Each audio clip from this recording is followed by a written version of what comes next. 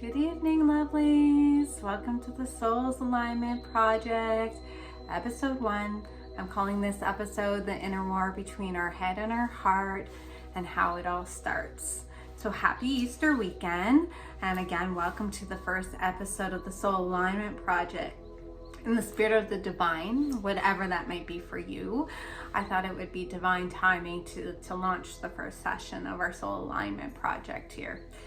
Before I start, I do need to make a disclaimer. I'm not a psychologist, a doctor, or even trained in any of this. Although I am self-taught, I've been, healing myself for 8 years. It's been quite the journey. So I just wanted to make that disclaimer, and that the notions that I talk about below are just my beliefs and they don't need to be yours. So just want to bring a different perspective from a place of love to as many people as I possibly can.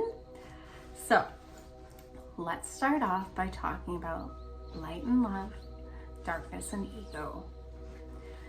My personal belief is when we are born pure light and know nothing of darkness. As a child, I feel like our head and heart is aligned, right?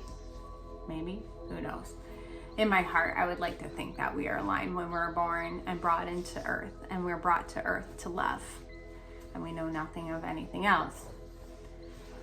If we don't know anything of light or darkness and ego, when does the divide start within us? How does it start? And for some, unfortunately, it starts early in childhood. For others, it may start later in life. Regardless of when the divide begins within us, most of us do divide, and eventually we separate from our authentic selves. So if we divide, how does that divide start? Where does it stem from? How does it start? And I truly believe that we start separating from our authenticity from many facets of life. Our upbringing, social conditioning, social systems, like churches, school, expectations, politics, all those type of things. But I truly believe our trauma leads us to our darkness, and our darkness leads us to our ego. And I, in my book, Dear Ego, Dear Heart, call the ego the commander.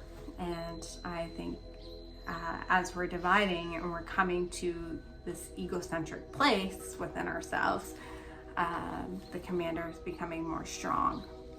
So I really want to be vulnerable and lean into my personal experiences. And I want to touch base on the 4 topics just mentioned above. So my upbringing, social conditioning, my experience around that, social systems, again, more experiences around that. So I'll start with my personal upbringing, and I hope you allow me to be vulnerable. Some of it's tough to listen to, but it's my truth and my journey, so I want to share it with you. So my personal upbringing, I will give you some history. The dynamics between my parents was my mom was a narcissist and my dad was an empath. There was a codependency. When there's that type of dynamic in a relationship, there's always a codependency.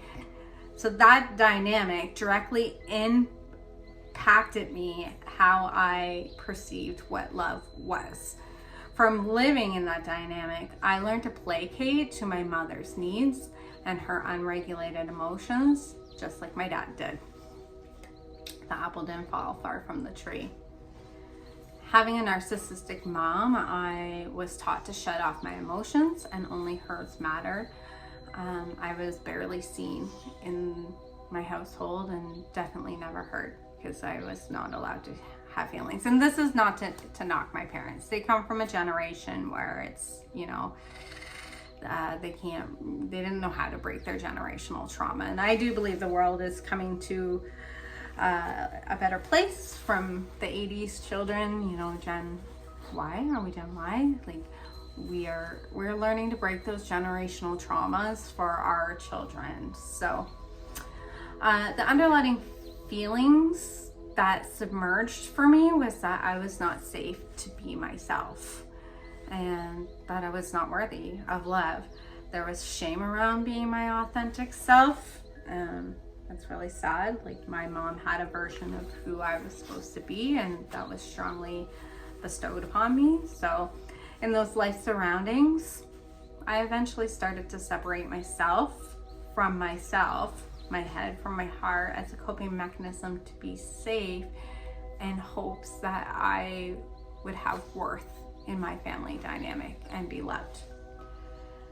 Jumping forward in my upbringing, there was also a lot of social conditioning that went on behind the scenes and behind the walls. My mom, unfortunately, did not heal her own generational trauma, and therefore she was stuck in her narcissistic ways of life and what life was supposed to look like.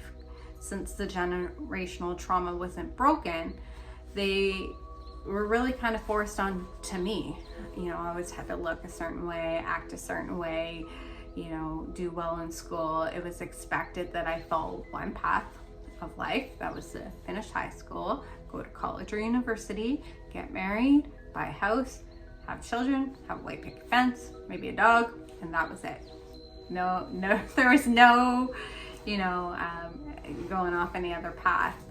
And well, as a free spirit, I did do what I was told, and it went against every grain of my fiber to people please. It's sad, but because that is what I was conditioned to think was the right thing to do, and I did what my parents and society expected me to do.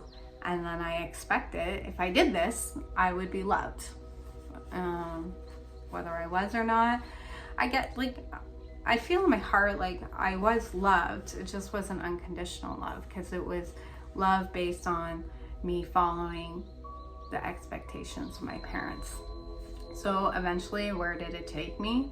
Self-hatred, self-sabotage, my feelings being suppressed, eventually a suicide attempt, a divorce. But I do promise there is light at the end of this tunnel, and we will get to that a little bit later. So then there's our systematic structures that have been stuck in precedences. I don't know if I said that right. Please excuse me if I didn't. I have a hearing impairment, so sometimes I don't say words properly. So for centuries, like schools, churches, laws, politics. So I want to like disclaim that I'm not saying those things are not needed in our society. They absolutely are needed in our world, but most of them are so closed-minded and set in their ways. And I'm also not saying to go break the law or drop out of school. What I am saying is, imagine a school, let's take school, where it was more mindful. They taught emotional intelligence, emotional regulation, where they talked about feelings, how to express those feelings, or maybe they even meditated, who knows, where they took maybe some Eastern philosophies and brought it into the classroom. Not all children fit the mold, unfortunately. Many don't, and it's sad. And if they don't fit the mold, you know, I found that they're outcast and they're labeled, and that's really, really sad. That's not right. Every human is different with different emotions and different needs. And I know like a system can't house all that, but they can bring in tools to help with that. So, I just wanted to bring this up.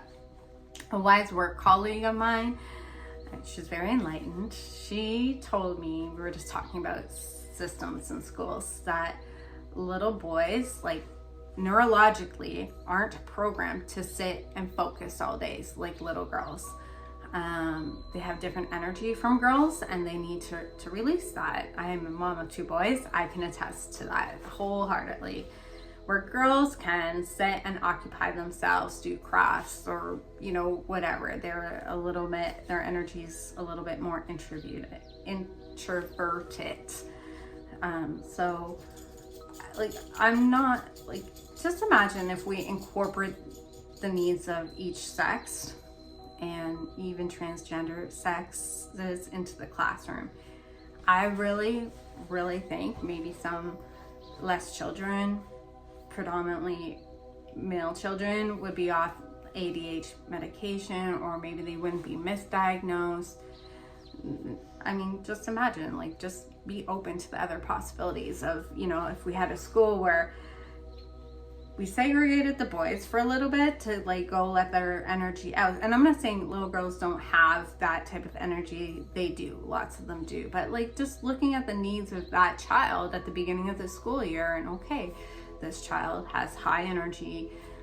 Maybe let's, you know, have a class where they can go run around, throw a ball, whatever. And I know that's what recess is. But I just think like if we could incorporate more of that, it might be a different world. And I do believe like there is needs for, you know, Western medicine and diagnosis and medication in the world. There's definitely ADHD out there and other, you know, diagnoses in humans and children. But I just really feel like there's a lot of misdiagnosis. So, and here's why. So I'm gonna again be vulnerable. When my son was young, I had to take him to a psychiatrist. And when I took him there, like literally we walked in the room, we were there probably less than 60 seconds. And the doctor's like, oh, he has ADHD. Here, put him on medication. I'm just gonna say this, 'cause it's not my story, but trauma presents in children as ADHD. And not a lot of medical professionals acknowledge that, unfortunately. So at the end of the day, I walked out of that doctor's door as fast as we walked in, and then I pursued a more natural healing for him. But I still like used Western medicine, and I pursued another psychiatrist. It was just a psychiatrist with more open views and not gonna like diagnose a child in 60 seconds and put them on medication. So he's an adult now. He's never been on any medication. He's thriving in his own walk of life, and that's all I can, you know, ask for. So another system that I struggle with is churches. I don't even know what to say. I will say this, I am the most spiritual, loving person that you will ever meet. I love love. I love God, the universe, the higher source. I believe in all that. And I know in my heart the divine loves me, and I don't go to church. I do not need walls to tell me that. I wholeheartedly believe there is a place for church. When I go to one, I was the big one in New York this past Christmas, I get emotional, I cry. But unless the congregation is open-minded and accepting, I will never be a part of a congregation. And again, like I'm gonna be vulnerable and you know, share my experience. And again, here's why. When I was pregnant with my older son, I went to church every Sunday, faithfully. Alone in my marriage, I went to church alone because I was spiritually alone in my marriage. So when I asked the church to baptize my son, they said my ex-husband and I both had to join the church. I politely told them, well, I know, like I will, I'm more than willing to do that. But I know my partner won't. He had his own experiences. They refused to have just me join, and they would not baptize my son. So again, I walked out that church door and found my own way. I hired an officiant, went down to the river and baptized my son, non-denominational, with the idea that when he was old enough, if he chose religion, he could choose his own religion. My younger son, interestingly, has never been to church and was not baptized, and he is the most faithful, religious, God-loving child I have ever met in my life. Like, I'm sure he'll pursue a path in religion. At the age of 13, he read the Bible, and again, like never been to church in my household. So I'm gonna just jump onto laws and politics really quickly. It makes me pull my hair out. In my personal opinion, they are just stuck and stoic in what they call precedences. They use that precedent as an excuse not to change our systems or our ways in the law. Like, when will you ever see NDP in power? Probably never. I don't know, because it's always liberal or conservative, and there's, you know, no openness to other I'm not into politics, so I just touch very lightly on this, you know. So I'm just going to skip over that. So I just want to say newsflash. So life changes every day. Our laws need to progress with us. Our politics need to progress with us. So like our society is so stuck in our old ways from centuries ago, like centuries ago. We like do not go break the law. That's not what I'm saying. We need law, we need order, but just try to be open and imagine a world if they overturn and change how our judicial system, justice system works. So like, come on already, let's bring some balance to the world through our laws and politicians. That's what it's needed for, in my mind anyways. But I'm a little bit biased because I'm a Libra and I need balance, and I really feel when it comes to that aspect of the world, our world is in chaos and it's totally out of alignment and out of balance. So if we could like be open-minded and use our systems that we have, and we do need to some extent, you know, it can maybe bring us to balance, just a different perspective, just a different idea. So where is this all going and how does it divide us? When we are expected to live one way of life, one path of life through our social conditioning, our upbringing, our outdated systems, our values, if our values are different from those things, unless you've been, you know, you live in your heart wholeheartedly and none of that bothers you, we learn that's where we start to divide from ourselves. We start to believe that that's what life is, and we're labeled, and that's, you know, good. We're supposed to get married, have the white picket fence and whatever. And, you know, we're labeled like through those things as a good person or a bad person, or doing the right thing or not doing the right thing. That seems a little out of whack to me, but we adapt societal values as our own instead of not living by our own values that stem from our heart. So living in social expectations really drives us away from ourselves and feeds our ego, not our hearts. So those are the outside sources that may cause divide within us. Then there's the inside sources. And I believe that our trauma, our adversity, and our darkness are what causes the divide to go even deeper within us, which causes our head and our heart to really just not align. So most of us in the world have experienced some sort of trauma, adversity, or hardship in our life. I sure have. I will probably talk about them multiple times through this journey. I've endured abuse, neglect, narcissism, and like, I think the things that we endure in life eventually become our stories. Usually they become the stories of our mind because we've already started being divided from society and, you know, systematic things. They are the stories that we tell ourselves, but they're usually from our ego and not our heart center. The divide within us, again, has already started from the other topics previously divided. Then our traumas come into play, our adversities, our darkness, and it just like really, really tears us apart from our authenticity, and it's sad. So when I was young, I was abused, and I already didn't feel safe from my upbringing and having a narcissistic mom. I was not taught the tools to emotionally regulate. So when I would have outbursts and behavioral issues, because that's what happens with abuse, I was AKA the bad child. Those words triggered shame in me. I didn't know what that was. I just felt it deep inside and I suppressed it. And I believed what I heard, and I really, for a long time, thought I was, you know, the bad human. If I wasn't doing what my parents wanted me to do, I was not good enough. I was not enough because I wasn't living that one path of life that they expected.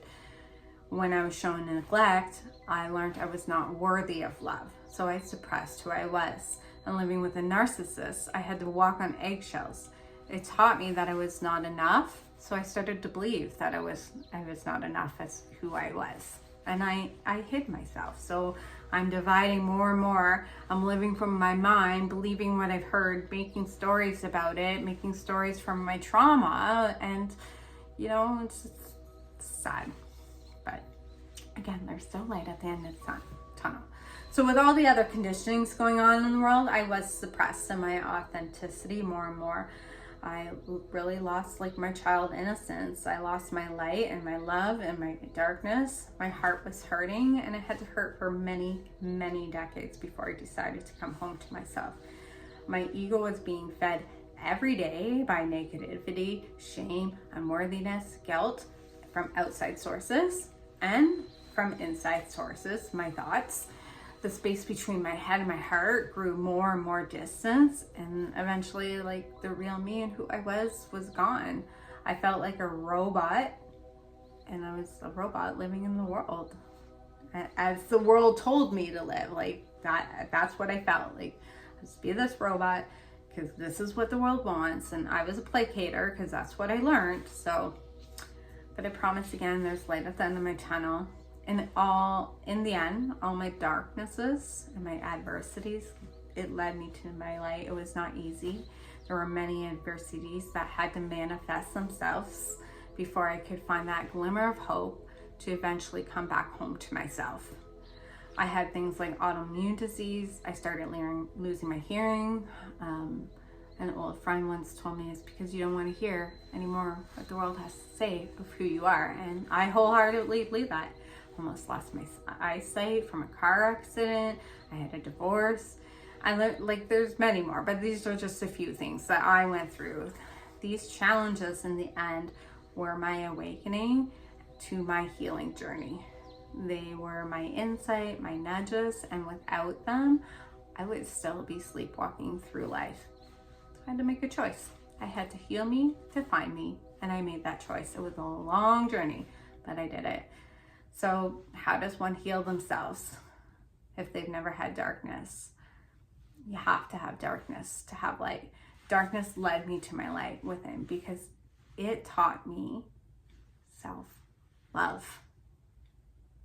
My self-hatred on the other side of that pendulum is self-love. So I had to swing this way, very, very far away. Here's the middle point, far away. Oh, I see the middle point. Oh, self-love. Oh, I can come back home to myself. So I wholeheartedly believe we are here on earth to love ourselves and love others. I know that as my truth.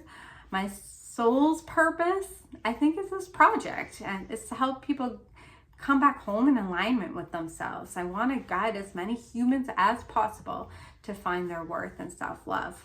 On that note, I'm going to end this episode of this first soul alignment project. In the next episode, we're going to explore our darknesses, maybe make peace with them, make peace with our past, so we can find our light. So we can find our light once again. Until then, joy, truth, and love. Namaste.